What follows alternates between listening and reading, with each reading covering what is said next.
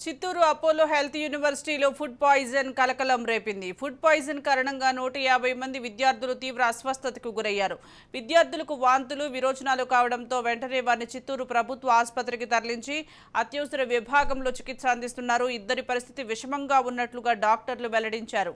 విద్యార్థులను చిత్తూరు ఎమ్మెల్యే గురజాల జగన్మోహన్ పరామర్శించారు.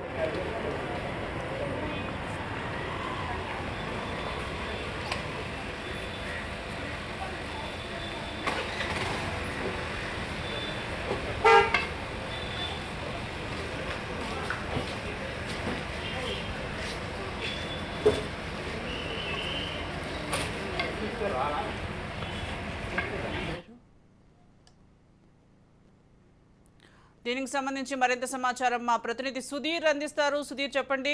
Food poison వల్ల 150 మంది విద్యార్థులు తీవ్ర అస్వస్థతకు గురైనట్లుగా తెలుస్తోంది. అప్డేట్స్ ఏంటి?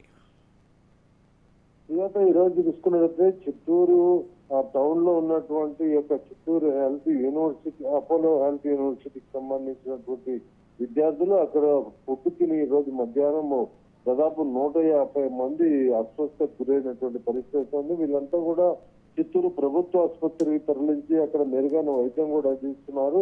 ఎప్పుడు నాణ్యతతో ఉన్నటువంటి ఫుడ్డే అక్కడ ఉన్నటువంటి విద్యార్థులు తీసుకునే నిత్యము. అయితే ఈ రోజు ఇలా జరగడానికి కారణం ఏంటనే దాని మీద కూడా పూర్తి స్థాయిలో అక్కడ విచారణ కూడా చేసి దాని మీద పరిశీలిస్తున్నారు. అలాగే ఇద్దరు పరిస్థితి కూడా ఈ విద్యార్థుల్లో ఇద్దరు డాక్టర్ల పరిస్థితి కూడా కొద్దిగా విషమంగా ఉందని కూడా తెలుస్తుంది. మిగిలిన వారంతా కూడా కొంతమంది కోలుకునేటువంటి పరిస్థితి అయితే ఉంది. వీరంతా కూడా వెంటనే ఈ సమాచారం అందుకున్నటువంటి చిత్తూరు ఎమ్మెల్యే గురజాల జగన్మోహన్ అసలు ఈ మెడికల్ కళాశాలకు చేరుకుని అక్కడ ఉన్నటువంటి వైద్యాధికారులతో అలాగే ఇన్ఛార్జీలు ఎవరు ఉన్నారు వీళ్ళతో మాట్లాడి ఆరా తీస్తున్నారు. అలాగే పోలీస్ శాఖ కూడా అక్కడ చేరుకోవడం జరిగింది.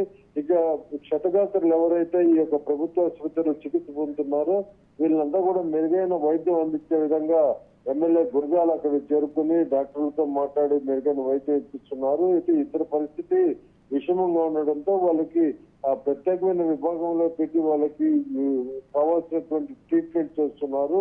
మరి ఇంకా కొద్దిసేపు తర్వాత వాళ్ళని తమిళనాడు వేలూరు సిఎంసి కూడా మార్చేటువంటి అవకాశాలు అయితే కనిపిస్తున్నాయి. మిగిలిన వారంతా కూడా సురక్షితంగా ఉన్నటువంటి పరిస్థితి. మొదటి మీద ఈ కలుషిత ఆహారం తిని ఈ ఫుడ్ పాయిజన్ తినడంతోనే ఈ ప్రాబ్లం జరిగిందని కూడా తెలుస్తుంది. అయితే ఈ ఫుడ్ పాయిజన్ జరగడానికి గల కారణాలు ఏంటి, వాడినటువంటి కూరగాయలు ఏమైనా నాణ్యత లేకుండా లేదా మరుగున పడినటువంటి వస్తువులు వాడారా అనేటువంటి నేపథ్యంలో దాని మీద పోలీసులు ఆరా తీస్తున్నారు. Right, thank you Sudheer.